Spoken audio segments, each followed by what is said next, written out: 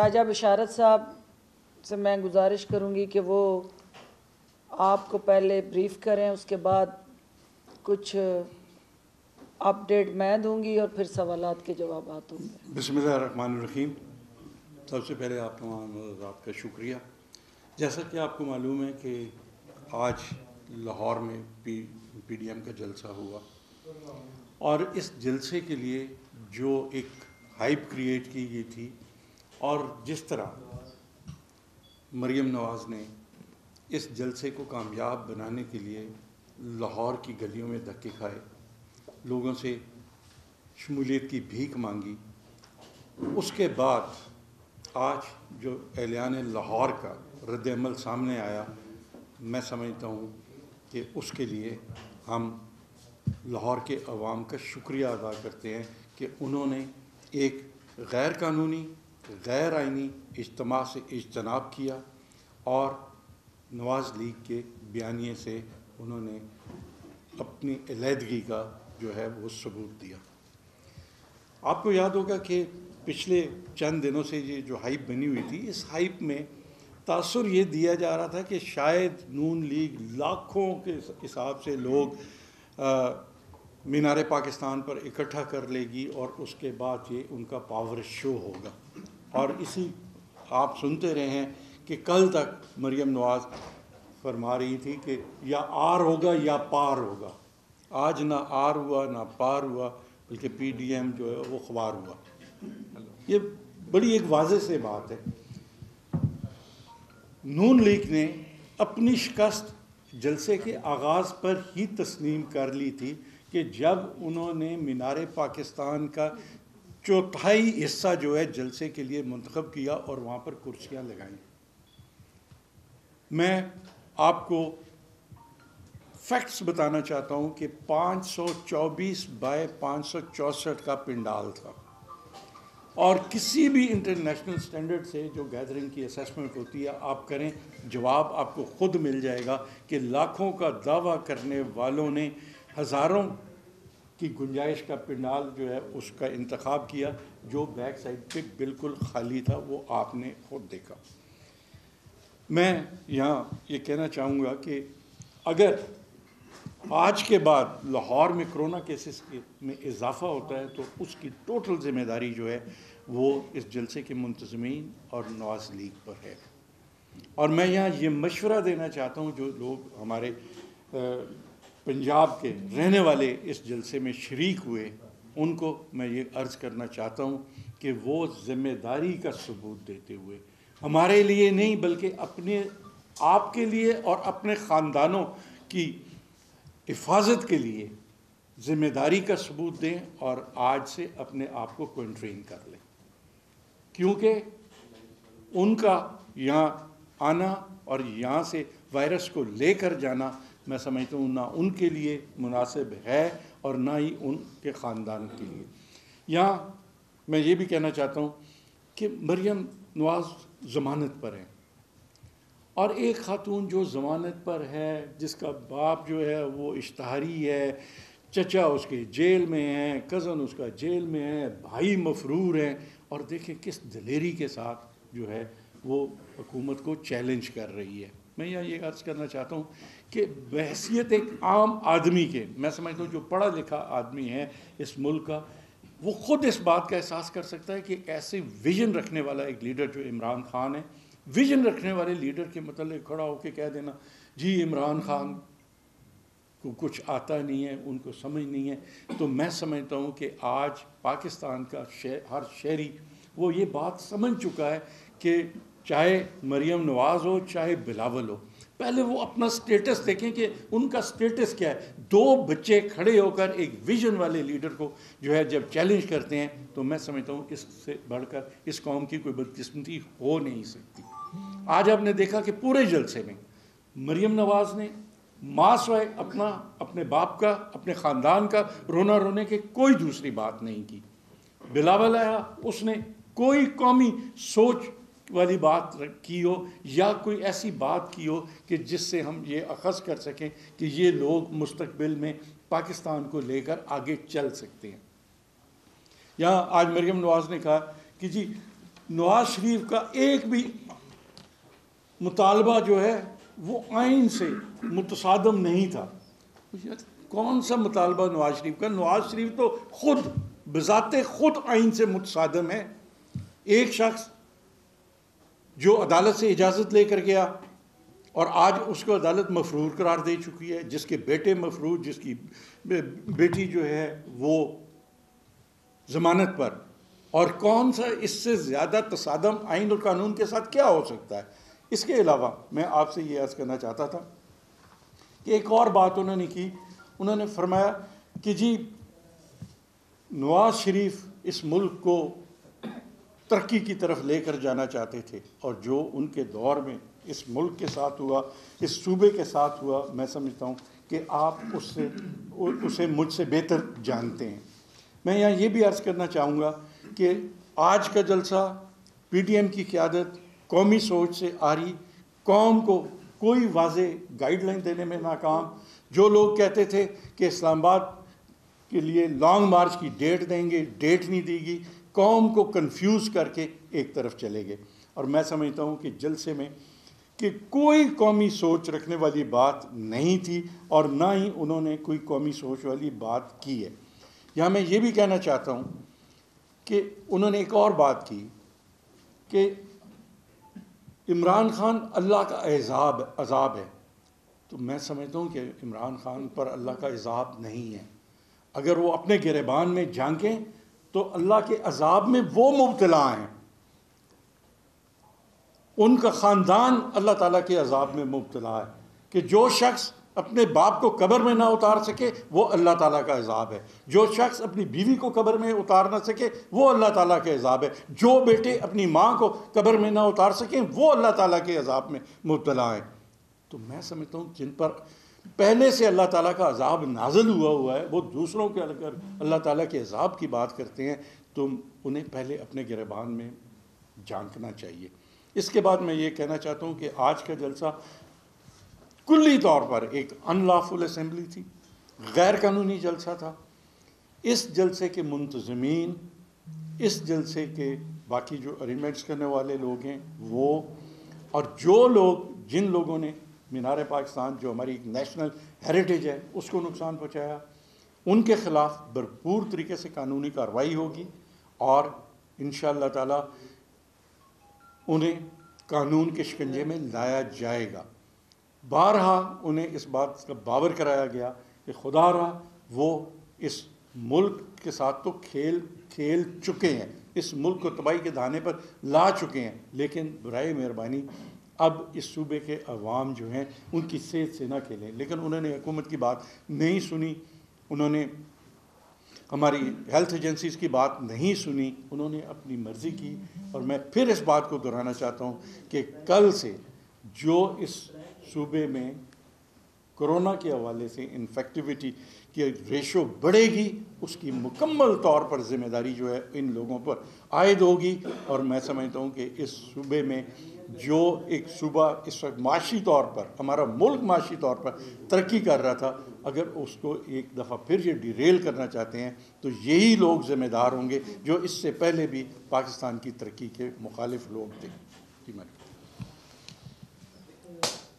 बिस्मिल्लाहिर्रहमानिर्रहीम। जैसा कि आपने आज पूरा दिन देखा कि ज़ात के दर्द में मुब्तला इक़्तिदार के उस महरूमी के दर्द का आओ बका से जुड़ा बयानिया जो राजकुमारी गली गली नोहे की सूरत में पड़ती रहीं, आज लाहौर के बाशऊर और गयूर अवाम ने PDM की जो मीनार पाकिस्तान के साए के नीचे सफ़े मातम बिछी, उसके ऊपर नोहा कना, आओ बका, चीखो पुकार और फरियादियों की ताबड़तोड़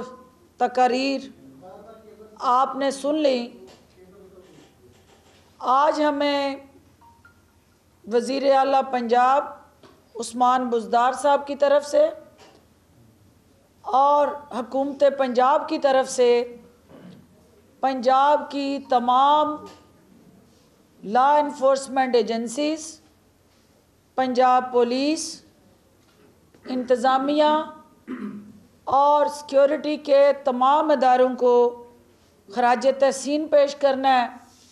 कि जिनकी हिकमत अमली से तसादम, गुत्थम गुत्था होने और किसी तरह के भी अपोजिशन के जो इस फसाद, इंतशार और दंगे के साथ जुड़ा जो एजेंडा था उसको उन्होंने नाकाम बनाया और आवाम को पुरअमन तरीके से जलसागाह तक पहुंचने और फिर जलसागाह से मुंतशिर होने में हमारी जो ज़िले इंतज़ामिया का किरदार रहा, हम उसको भी सराहते हैं। जैसा कि आप जानते हैं कि जलसे के स्टेज पे महमूद खां चकज़ई ने अहलियाने लाहौर को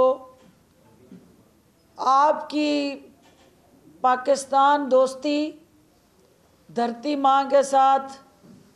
अनमोल और लाजवाल रिश्ते को पामाल करने के लिए जो बेहुदा गुफ्तगू की, सबसे पहले हम उसकी मजम्मत करते हैं। होना तो ये चाहिए था कि हर वो शख्स जो पाकिस्तान की शनाख्त पे फ़ख्र करता है, पाकिस्तानी होने पे हमेशा उसका सर फ़ख्र से बुलंद रहा है, वो जमातें और उनके कायदीन जो मीनारे पाकिस्तान के नीचे खड़े होके इस किस्म की पाकिस्तान दुश्मनी के बयानिए देने वाली महमूद खां चकज़ई जैसी शख्सियत की मजम्मत करते और अहलियाने लाहौर के ज़ख्मों पे जो नमक पाशी की गई उस पर माफ़ी मांगते। लेकिन आपने देखा कि ये PDM पाकिस्तान डिस्ट्रॉय मूवमेंट की शक्ल में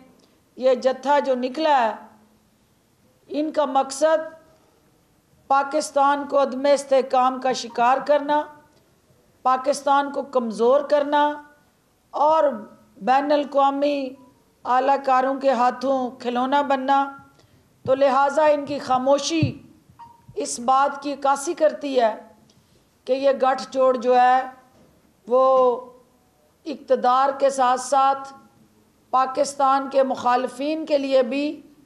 एक आइडियल कंड्यूसिव एनवायरनमेंट पैदा करना है, ताकि हिंदुस्तान जो दुनिया में रुसवा हो रहा है, जो पंजाब के अंदर हिंदुस्तानी, पंजाब के अंदर किसानों पे होने वाला रियासती जबर है और दूसरी तरफ कश्मीरियों के साथ होने वाली नाइंसाफ़ियाँ हैं, उनसे दुनिया की तवज्जो हटाना है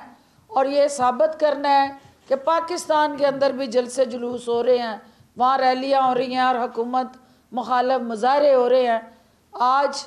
अहलियाने लाहौर ने ये साबित कर दिया कि नवाज़ शरीफ को उसकी बेटी ने जिस आसान तरीके से उनकी सियासत को दफन कर दिया है, उसकी मिसाल तारीख़ में नहीं मिलती कि वालिद की सियासी जद्दोजहद उसकी अपनी बेटी के हाथों दफन हो जाए। और अहलियाने लाहौर ने आज जिस तरह से अपनी वज़ीर आज़म इमरान ख़ान के साथ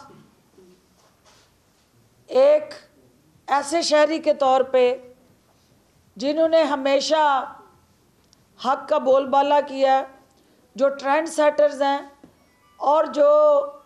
लाहौर से निकलने वाली सोच है वो पंजाब में ट्रैवल करती है, तो आज जो बुलंदोबाग दावे कर रहे थे कि हम यहाँ लॉन्ग मार्च का ऐलान करेंगे, कौम मुंतज़िर रही, PMLN के वर्कर्स मुंतज़िर रहे कि ये अगला लाए अमल क़यादत क्या देगी, तो आपने देखा कि किसी के पास देने के लिए कुछ नहीं था। किसी के पास कोई ना एजेंडा था, ना हिकमत अमली थी, ना कोई ऐसा अवाम के लिए प्रोग्राम था। सिर्फ़ और सिर्फ एक ऐसा सियासी सर्कस का थिएटर था जिसके अंदर सवाए इमरान ख़ान साहब की ज़ात पे तनकीद के और इमरान ख़ान ने किस तरह इनको रुलाने का जो वादा किया था कौम से, आज आपने इनका रोना, इनके अपने जलसों में इमरान ख़ान की वीडियो चली, तो ये इमरान ख़ान की जीत है, क्योंकि इमरान ख़ान इस कौम का मसीहा है और जितनी बेहुदा गुफ्तगू, जितने इल्ज़ामात और झूठ पे मबनी प्रोपेगेंडा स्टेज पे राजकुमारी ने किया, ये इस बात की दलील है कि ये चिराग जो हैं वो बुझ चुके हैं और जिन चिरागों में रोशनी ख़त्म हो जाए वो हर हाल में जितनी भी तगोदो कर ली जाए वो रोशन नहीं रखे जा सकते। और आज का ये अवाम का इनके बयानियों को मुस्तरद करके इस जलसे को नाकाम बनाना, ये इस बात की निशानदेही है कि लाहौरियों ने अपोजिशन को ना सिर्फ आईना दिखाया है बल्कि इनको ये बताया है कि जहां आपने आज आर और पार करना था, ना यहाँ कोई आर हुआ ना पार हुआ, बल्कि आपका बयानिया जो है वो सरहद पार हुआ, क्योंकि पाकिस्तान के अंदर तो अब वो बयानिया पिट चुका है, आपके गुब्बारे से हवा निकल चुकी है। तो आज हम मीडिया की तवस्सुत से ये अपील करना चाहते हैं कि जिन लोगों ने आज इस जलसे में, मासूम लोग हैं, हमारे दूर दराज इलाकों से आए हैं, क्योंकि लाहौर के अंदर से जो पार्टिसिपेशन थी वो ना होने के बराबर थी, और अगर लाहौर से पार्टिसिपेशन होती तो राजकुमारी को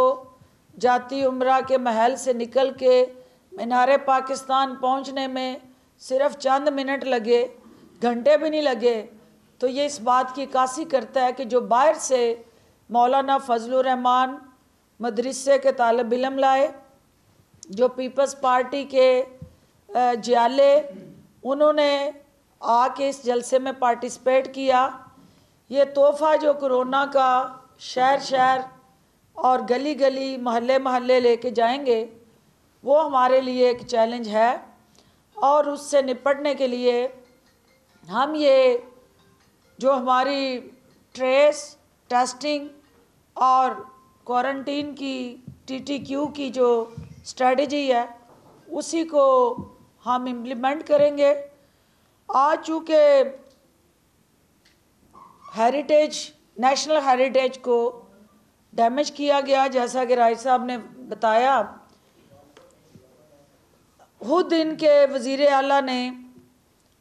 उस वक्त 2017 में हर किस्म के मीनार पाकिस्तान पे इज्तिमात पे पाबंदी, खिलाफ कानून और उसके हवाले से एक बाज़ाब्ता नोटिफिकेशन जारी किया था। राजा साहब और इनकी ज़ेर सरपरस्ती इदारे जो हैं वो यकीनन ना सिर्फ कंपनसेशन वसूल करेंगे बल्कि हमारे इस नेशनल हेरिटेज को जो नुकसान पहुंचा है उसका तहमीना लगा के वो बिल भी हम वसूल करेंगे। और इसके साथ साथ चूँकि 150 आज जो कैमरे DC लाहौर की तरफ से लगाए गए और सेफ सिटी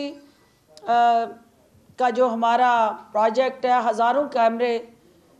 उनकी आंखें उन तमाम मनाज़र को कैप्चर कर रही थी। हमारी वज़ीर आज़म पाकिस्तान की जो हदायत थी कि हमने किसी भी जगह पे रखना नहीं डालना। मीडिया को कंट्रोल रूम में आज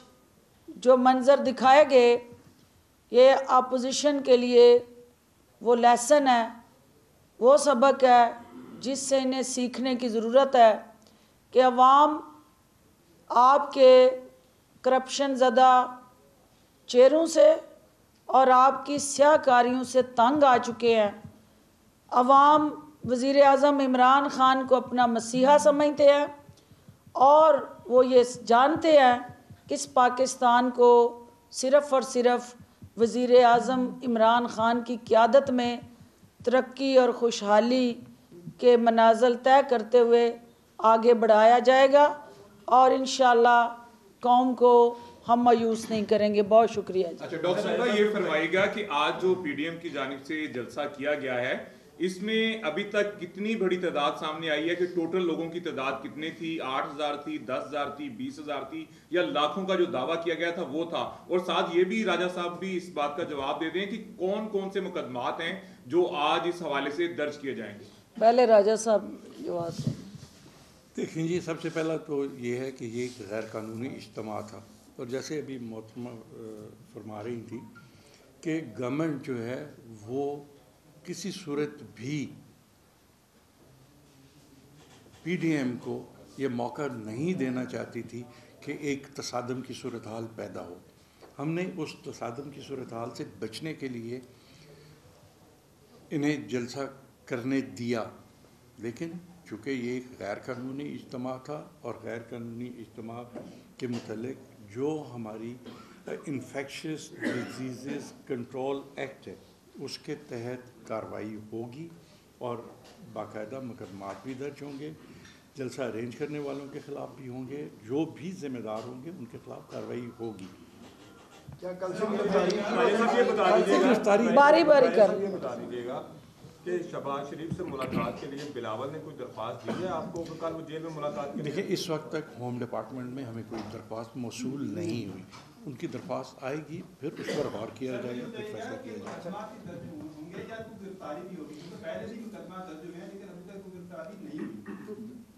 देखें, ये भी बता दीजिएगा महमूद खान चकजई के खिलाफ कोई कार्रवाई की जाए? देखिए उसका तो जायज़ा लेने के बाद जो है बाकायदा कानूनी राय लेकर फ़ैसला किया जा सकता है, लेकिन बाकी जो मुकदमात के आप जिस तरफ इशारा फरमा रहे हैं, मेरे ख़्याल में अब वक्त आ गया है कि इस मुल्क के अवाम ने देख लिया है कि जलसों की आड़ में, आप देखें पहले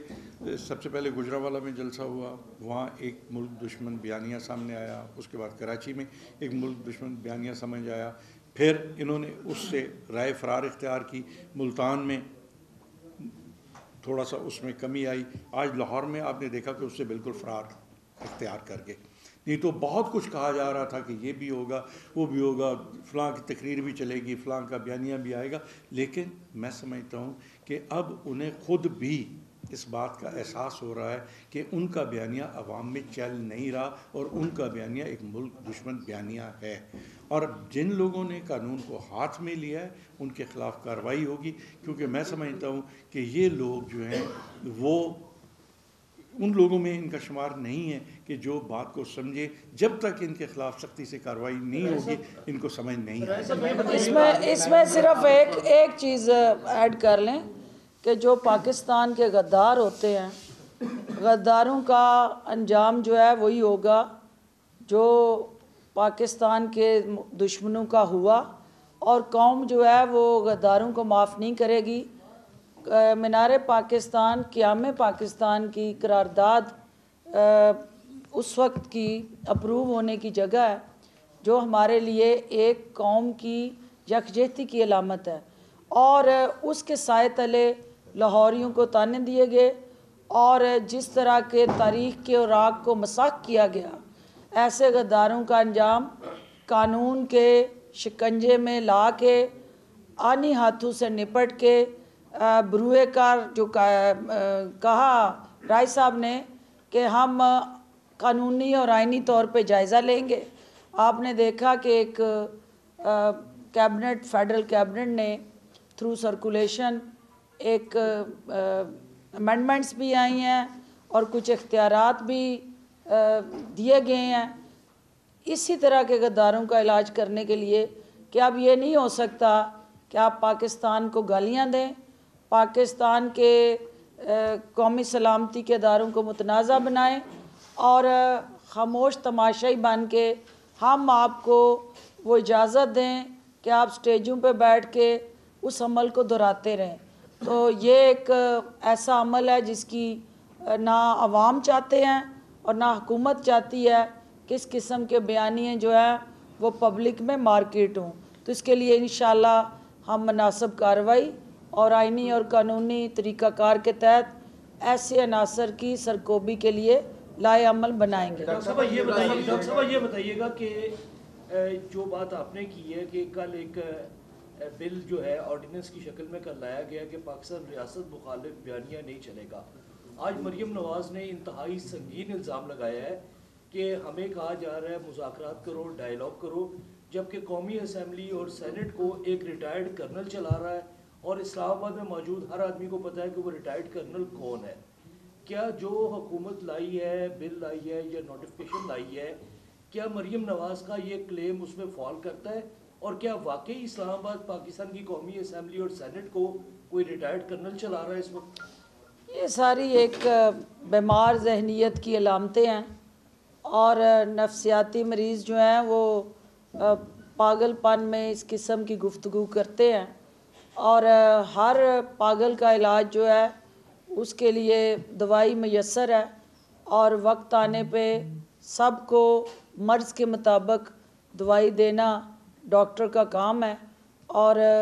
हर काबिल इलाज मर्ज़ जो है उसको उसका इलाज भी कानून के अंदर मौजूद है। तो जो भी इलाज हम इनका करेंगे कानून से बाहर नहीं करेंगे, कानून ही हमारी ताकत है और उसी को ढाल बनाएंगे इंशाल्लाह।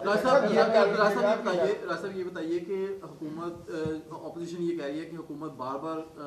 उनसे मुज़ाकरात के लिए राब्ते कर रही है बैकडोर,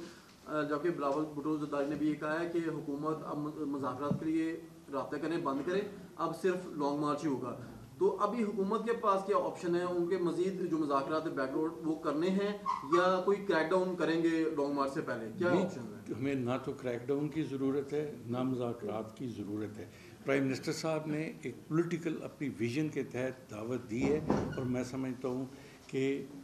कोई भी जी शऊर और सोच समझ रखने वाला जो सियासतदान है उसको वेलकम करना चाहिए, लेकिन जो वेलकम नहीं करते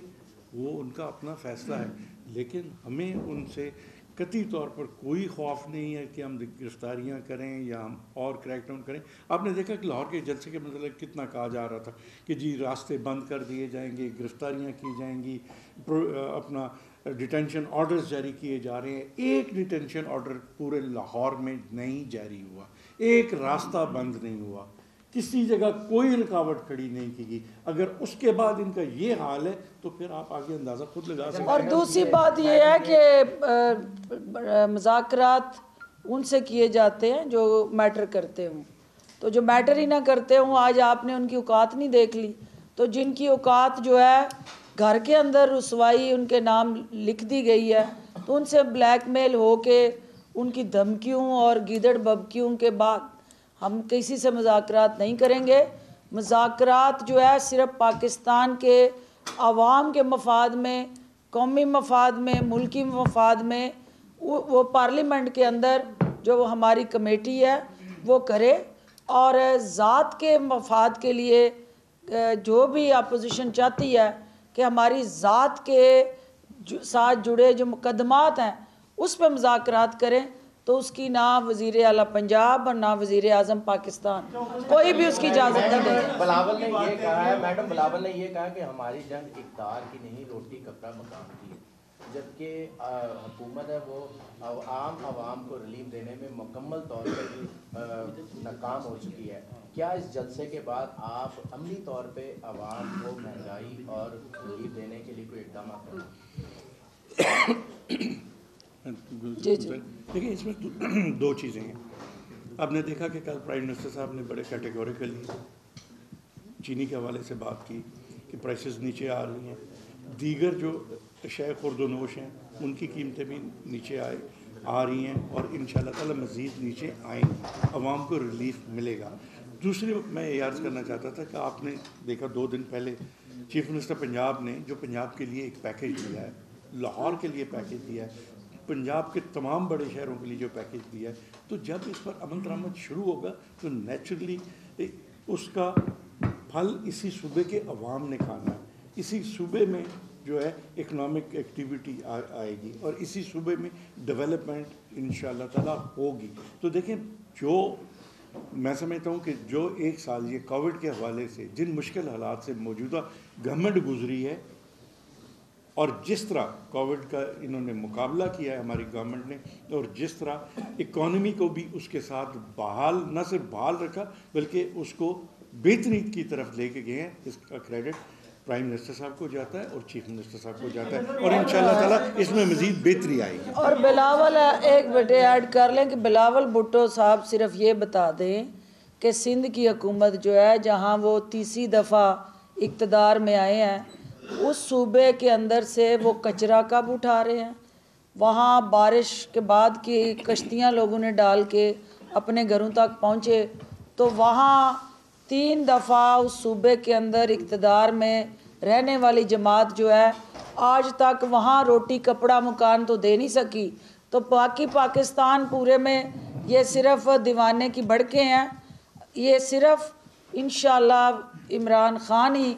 कौम से किया गया एक वादा पूरा करेगा और हर हाब जो है उसकी तबीर देगा। वो इस्तीफों की बातें कर रही है और रेलियां निकालने की बातें कर रही है, क्या इससे हुकूमत पर दबाव आएगा? तो दूसरी बात जो आपने भी की कि इमरान खान ने रुलाने का जो वादा था वो तो पूरा कर लिया है, लेकिन जैसे नौकरियां थी, घर थे और बाकी जो ख्वाब थे वो कब पूरे करने हैं? मैं इस्तीफे के बाद में बता दूं, कि 13 दिसंबर के बाद जो है वो इस्तीफे का फैसला करेंगे, तो आप कैसे देखते हैं? मैं एक इस्तीफे का मैं बता देता हूँ आपको। देखिए, इस्तीफा का बात यह है कि हर चीज़ का एक तरीक़ाकार होता है।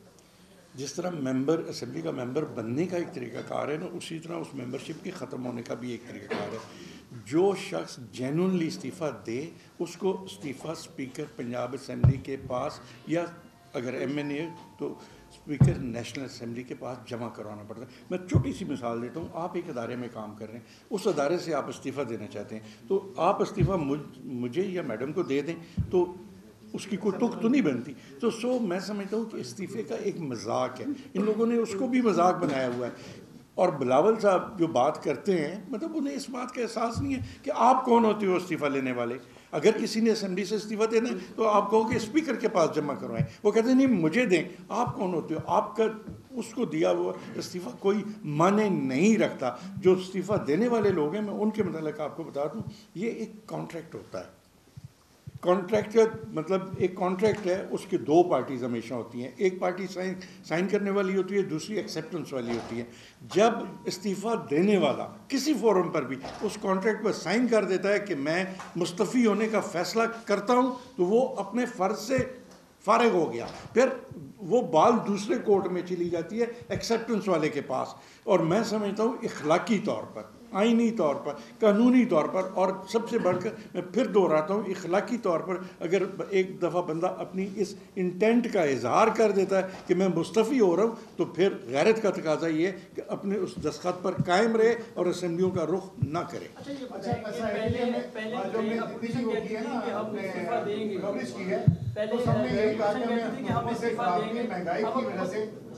सबकी बात यही थी कि जी महंगाई से किसी ने कहा अदरक जो है इतनी किलो हो गई है, चीनी इतनी किलो हो गई है, कि वहाँ जो ज़्यादातर लोग आए हुए थे वो महंगाई की वजह से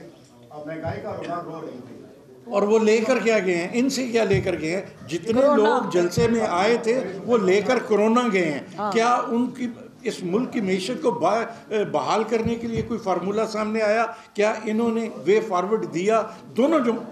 11 की 11 जमातों में किसी एक जमात ने भी इस मुल्क की तरक्की के लिए, एक आम आदमी की बेहतरी के लिए वे फॉरवर्ड दिया? नहीं